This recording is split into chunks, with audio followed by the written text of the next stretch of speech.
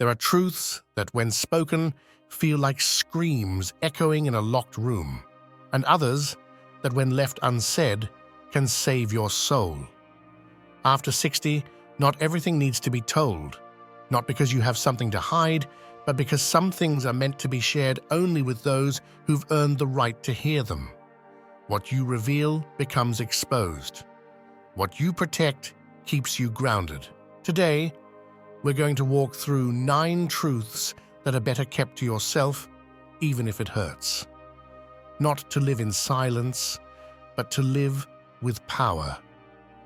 The last one, if you truly understand it, might bring you a peace you've been searching for years. I'm Gabriel, and if you're ready to stop justifying yourself and start honoring your story, stay with me. This video won't give you pretty phrases. It will remind you that your life is not an argument, it's a choice. Let's begin. Have you ever noticed how, when you talk about your body, your kids suddenly change the subject or start staring at their phones? That's no coincidence. Some silences are imposed with just a glance, and this is one of them. Let me be clear with this first point. Your body is not a topic for your children, not because you're alone, not because they don't care, but because your pain, your vulnerability, your physical wear, it makes them uncomfortable. And in today's world, whatever's uncomfortable gets swept under the rug. But you can't hide what you feel. You carry it with you every single day. The saddest part isn't that they don't want to know, it's that you keep explaining. You keep telling them how many pills you take, how much your hip hurts, how often you've had to go to the doctor this month, because deep down, you're hoping for empathy, hoping that by saying it out loud, someone will look you in the eye and say, "I'm here." But that, more often than not, never comes. What does come is that heavy silence, that excuse to change the subject, that subtle suggestion that you're exaggerating. It's not cruelty, it's emotional cowardice. We live in a time that doesn't know how to walk with pain. It just wants to erase it, numb it, forget it. And your body, which remembers everything it's lived through, feels too human for them to handle. I remember an image that stuck with me. An older woman sitting alone in a waiting room, explaining every symptom to the doctor in painstaking detail, as if by doing so she could justify being there, as if she had to prove her body had valid reasons to be cared for. And behind all that explaining, there wasn't just a desire for physical relief. There was a silent plea to be seen. In the Christian tradition, we're told that the body is a temple of the Spirit. But what do we do when that temple begins to show cracks, when it creaks under the weight of time? Do we hide it? Do we apologize for its wear? The Stoics saw it differently. Marcus Aurelius, old and weary, wrote that the body is part of life's natural cycle, and we should accept it without drama, but also without shame. Not to worship it, but to avoid using it as a way to beg for attention. Your body doesn't need defending, it needs respect. And that respect sometimes starts by staying silent with those who aren't ready to hold space for what you carry. Take care of your body with resolve, but don't make it a topic of justification. Don't explain your pain. Don't seek comfort where there's only avoidance. Some battles are faced with dignified silence, and this is one of them. Because as long as you keep speaking, hoping they'll react, you'll stay tied to an expectation that only leads to frustration. True strength lies in accepting your body as it is, caring for it as best you can, and staying quiet around those who refuse to listen. Because your dignity isn't in how you talk about your pain, it's in how you choose to live with it without handing your voice to someone who doesn't want to hear it. That's the difference between fragility and power, and you, even in your pain, are still powerful. And as we learn to care for our bodies without turning them into excuses, another invisible weight often lingers, one we carry without even realizing it. This brings us to the second key point in this video. Stop explaining why you're still alone. Solitude, when chosen, can be a form of peace. But when it's misunderstood by others, it becomes an unfair burden. How many times have you been asked, with that mix of pity and judgment disguised as concern, "So, are you thinking about finding someone?" Or, "Why don't you try dating again?" As if being alone were a mistake to fix, a condition to treat, or a temporary phase only justified if you're actively searching for something better. But you're not incomplete. You're not waiting for anyone. You don't owe anyone an explanation. In Stoic philosophy, the good life is one lived in harmony with your own nature. And if your current nature finds serenity in solitude, why should you feel obligated to justify it? Marcus Aurelius wrote it clearly, "Look within. There is the fountain of good, and it will ever bubble up if you will ever dig." But digging in solitude can hurt, especially when others look at you as if you failed in some unspoken duty to find companionship, as if being a woman always meant having someone by your side, as if being alone were a sign of abandonment or failure. That's not just unfair, it's a quiet kind of violence. Many people don't understand that choosing to be alone after years of giving yourself away can be a powerful act of freedom, that there are women who no longer want to argue over trivial things, who are not willing to give up their space, energy, or time just to fill a socially accepted role.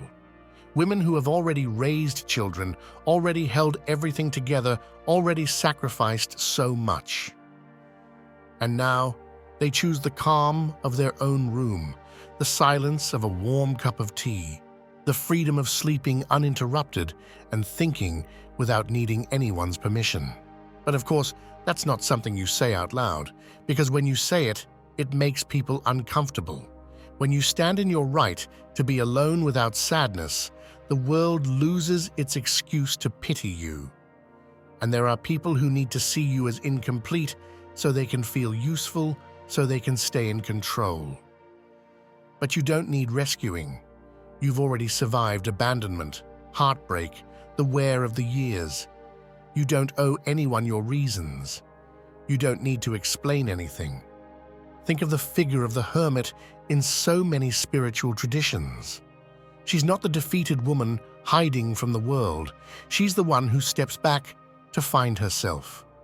The one who discovers, in the silence, a truth that no one can take away.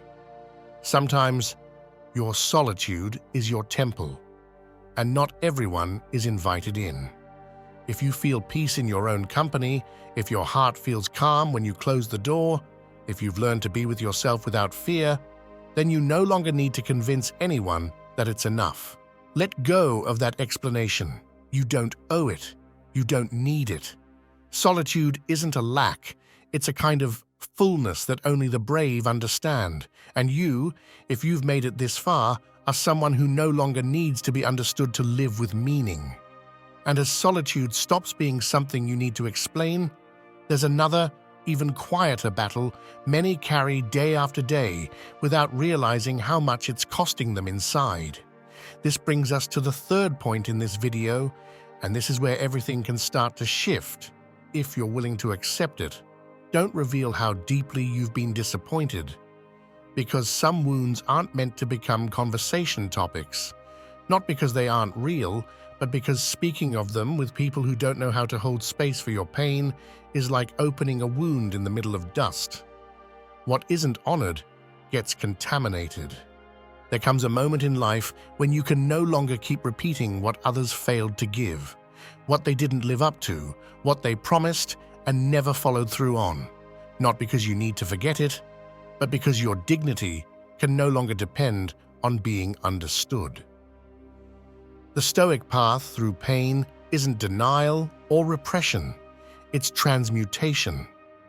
That means turning the wound into wisdom without the need to expose it every time someone asks how you're doing. Epictetus put it clearly, it's not things that disturb us, but our opinion of them.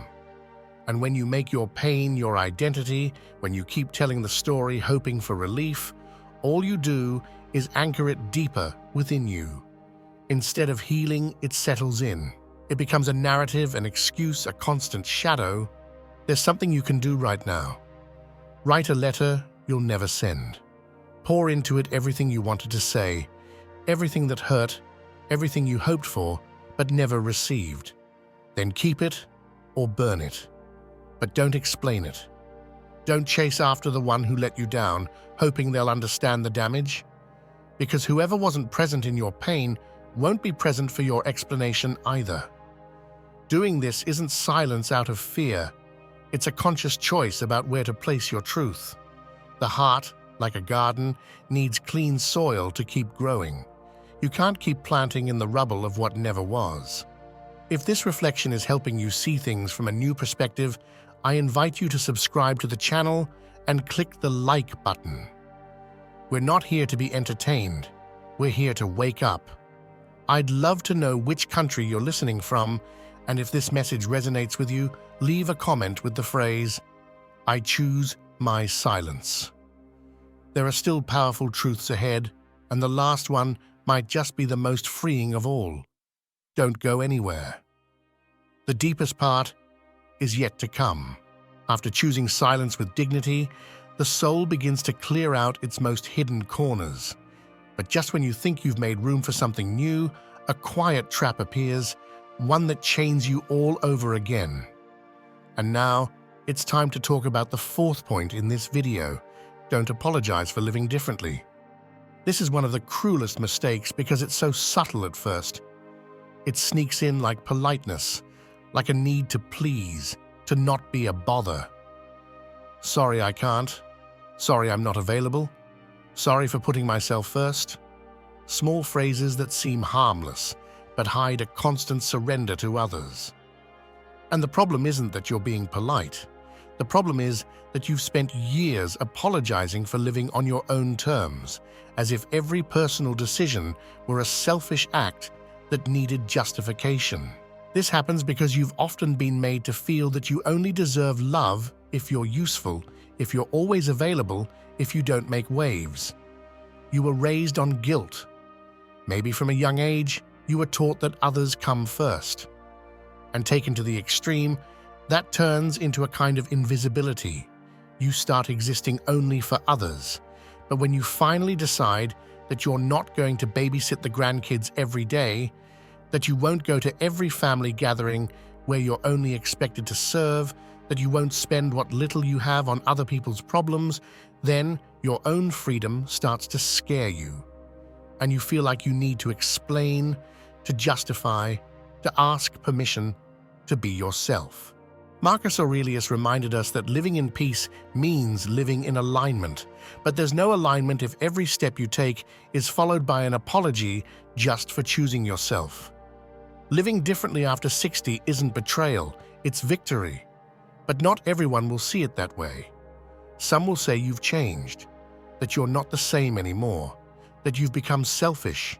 They don't say it out of malice, they say it because they can no longer control you. And when a woman stops being functional and starts being free, it unsettles those who are comfortable with her sacrifice. Don't apologize for saying no. Don't apologize for resting. Don't apologize for wanting less noise, fewer demands, less exhaustion. That's not a small life. It's a life that's earned the right to serenity. Every time you apologize for living the way you choose, you give away a piece of your soul. And believe me, you've already given enough. True inner peace doesn't come from other people's approval. It comes from self-respect. And respecting yourself also means staying silent when pressured to explain. Because at this point, if they don't understand your choices, it's not your job to explain them. It's their job to accept them. And if they can't do that, that's no longer your problem. We've reached the fifth point in this video, and it touches a nerve many would rather not face. Don't share your plans with people who don't really listen, because that's where the cycle of discouragement begins. You tell someone you want to try something new, maybe study, travel, move, start a small project, and instead of support, you get mockery, judgment, or indifference. And without realizing it, each lukewarm comment dims the spark that was just starting to catch fire. That's how enthusiasm dies in later life, not with shouting, but with silences that quietly dismiss you. When you share your ideas with someone who can't hold them, you start to doubt yourself. You wonder if it's really worth it. You tell yourself maybe you're being unrealistic, that at your age, it's not the time to experiment, that your plans can wait until they turn into never. And that's when frustration shows up, not loud but thick like fog. Your spirit dims and your body feels it. Energy drops, days grow heavier, and you convince yourself it's better not to expect anything new. But it's not that life stopped offering you possibilities. It's that you've been showing them in the wrong place. Marcus Aurelius said, "The soul becomes what it thinks." And if you give your thoughts to ears that don't value them, your soul begins to shrink. Because every plan born from the heart needs fertile ground to grow. If you plant it where there's scorn or apathy, it dies before it can live. It's painful, but necessary. Not everyone deserves to know your next step. Not everyone has the maturity to understand that at 70, at 80, a woman can begin again. And you don't need to convince them. You just need to protect yourself. The only way to break this pattern is to change where you place your trust. Don't close off, but choose wisely. Share your plans with those who have open hearts and clear eyes. And if you don't find anyone, speak them to yourself. Write them down. Declare them in your own space. Because the first step isn't others believing, it's you believing. Don't look for your reflection in a broken mirror. Don't seek support from those who only know how to take. What you dream of, even if it seems small, deserves care. And if you choose not to speak it until it becomes real, that's not fear, that's wisdom. Because respect is also practiced in silence. And at this stage in your life, your energy is far too precious to waste explaining what is already true within you. If you don't choose carefully who you share your plans with, your life ends up in the hands of deaf ears. But there's something even more serious, something that silently erodes your inner strength while you keep meeting everyone else's expectations. This brings us to the sixth point in this video. Don't justify setting boundaries. Imagine for a moment that your body becomes a house with no doors. Everyone comes in whenever they want. Everyone takes what they need. Everyone makes noise. Everyone leaves their mess behind. No one knocks. No one asks for permission, no one cleans up after invading your space. And there you are, in the middle of it all, exhausted, confused, unsure how you ended up living like this. That's what happens when you don't set boundaries. You become public property, everyone feels entitled, but no one feels grateful. The truth is harsh. At this stage in life, continuing to explain why you can't, don't want to, or shouldn't do something only feeds the guilt others are already using against you. They make you feel bad for saying no, for resting, for not jumping at every demand. And the saddest part is that this manipulation often comes wrapped in affection. It's just a favor. You're the only one who understands. If you don't do it, who will? That's how the trap is set, with sweetness, obligation, and that twisted idea that if you don't give in, you're selfish or ungrateful. But let me tell you something no one else does. You don't owe your entire life to anyone. You've already given so much. You've been a mother, a wife, a daughter, a caregiver, a loyal friend, the pillar everyone leaned on. You've lost sleep, left things unfinished, stayed quiet to keep the peace. You did it out of love, out of duty, out of habit, but now you're here. And if you keep justifying every boundary you try to set, you're asking for permission just to exist. And you know what the result is? You get sick, you burn out, and worst of all, people stop respecting your time, your body, your soul. The visualization is clear. Picture yourself in 1 year, 5 years if nothing changes. If you keep saying yes when you wanted to say no, if you keep caring for everyone except yourself, what will your face look like? Your spirit? Your energy? The answer hurts, but it's necessary. because no one is coming to save you from that prison if you're the one holding the door open. Don't justify yourself. Set the boundary and stay silent. Don't explain. Don't ask for permission. Respect isn't something to negotiate. It's something you claim. And if someone walks away because they can't handle your limits, they were never there out of love. They were there for convenience. This is where many give in. But you're not many. You're here. And you're right on time. Because the day you stop justifying yourself is the day a new kind of freedom begins. A freedom that smells like dignity reclaimed. And when you stop justifying your boundaries, when you learn to say no without flinching, something inside you starts to realign. It's not comfortable at first. The silence that follows when you're no longer available to everyone can feel cold. But that's where clarity begins. Yet there's one final silent trap that still lingers in many women, even after making all the other changes. We've reached the 7th point in this video. Don't confess your fear of growing old. Don't say it. Don't declare it like someone giving up. Because if you feed that fear, it becomes the shadow that starts guiding your decisions, your relationships, even your most private thoughts. And yes, it's human to fear decline, to fear being forgotten, to fear death. But what you cannot afford is to let that fear become an excuse to stay frozen. Many women in their 60s, 70s, even 80s live paralyzed by an idea they've never said out loud. It's too late for me. That phrase, even when unspoken, shows up in how you dress, how you speak to yourself, how you silence your desires, how you tolerate what you no longer should. The fear of time passing becomes a silent master that tells you how to live, overly cautious, resigned under the guise of maturity, forcing gratitude for relationships that no longer honor you. But the worst part of that fear isn't that it exists.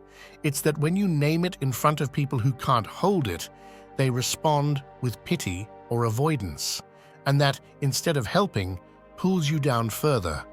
That's why you don't confess that fear.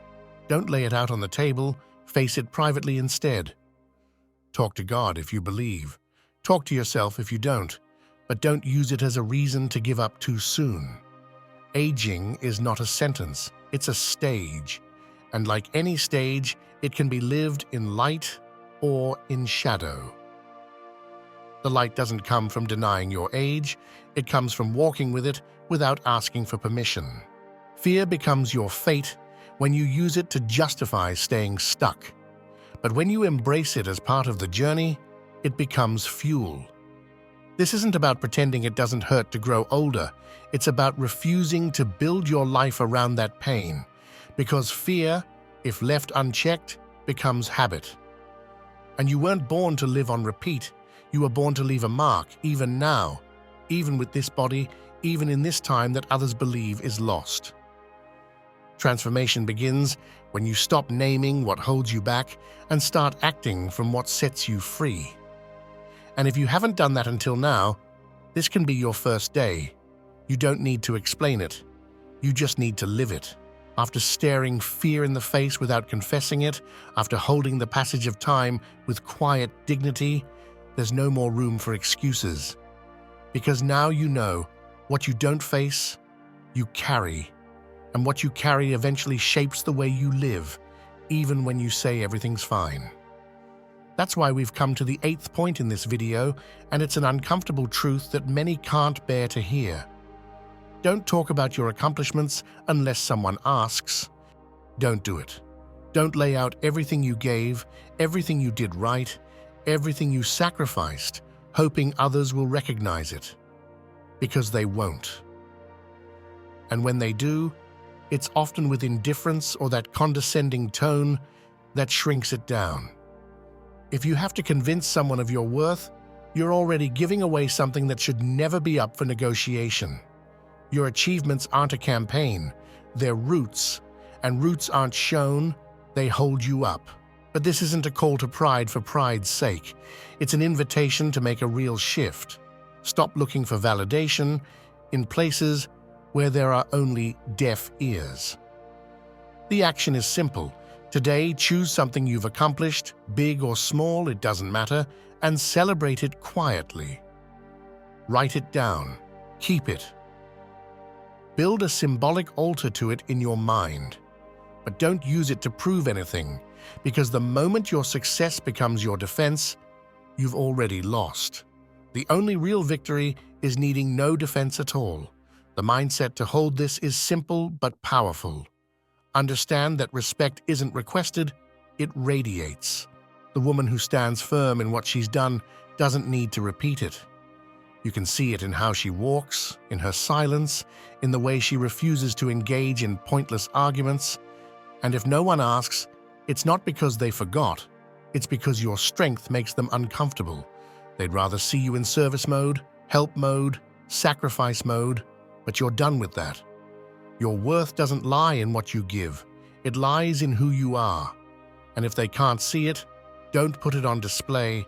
Don't hand your story over to be glanced at with disinterest. Your story isn't a brochure, it's a living testimony. And only those who know how to honor it deserve to hear it. Everything else, keep it for yourself, because when your life is solid, there's no need to explain it. Just live it. And after holding your accomplishments like silent roots, after understanding that real respect isn't begged for or declared, it's lived, we arrive at the point where everything is decided. Because you may have learned to keep your pain quiet, to carry your solitude, to set boundaries, to stop explaining your choices. But if you don't do this last thing, everything else begins to wobble. This is the 9th and final point in this video, and it comes as a clear warning. Don't explain why you now choose peace. This is where many stumble. Just when they begin to feel good about their new life, about choices made from a place of calm, the absurd need to justify it shows up. It's not that I'm isolating myself, I just need rest. It's not that I've become selfish, I just value my time now. It's not that I don't want to help, I just have the right to say no. And so, each act of dignity ends up wrapped in an apology, as if living in peace were a luxury that needs to be explained, as if taking care of yourself were a suspicious act that others need to review. But you're past that now. The most common excuses come in the form of worry. What if they think I don't care anymore? What if they think I'm bitter? What if my kids drift even further away? But those questions don't come from your truth. They come from fear of losing an image you can no longer uphold. And here's the line no one wants to say out loud. That image may have worked for others, but it was toxic for you. Because living without peace, just to keep others comfortable, isn't kindness. It's slavery dressed up as affection. And what you defend today as caring for others is often just fear of upsetting them, fear of being judged, fear of being left out. But if peace means being alone with a clean conscience, then that's already a victory. The great illusion is thinking that staying functional will protect you from being forgotten. But the cost is too high, because the more you justify your peace, the further you move away from it. Every time you explain why you didn't respond right away, why you didn't show up, why you didn't do what they expected, you create a crack where guilt slips in. And guilt is the real enemy. It doesn't come from God. It doesn't come from your soul. It comes from a culture that taught you being a good woman means being endlessly available. But you're no longer in an age where you should keep falling for that lie.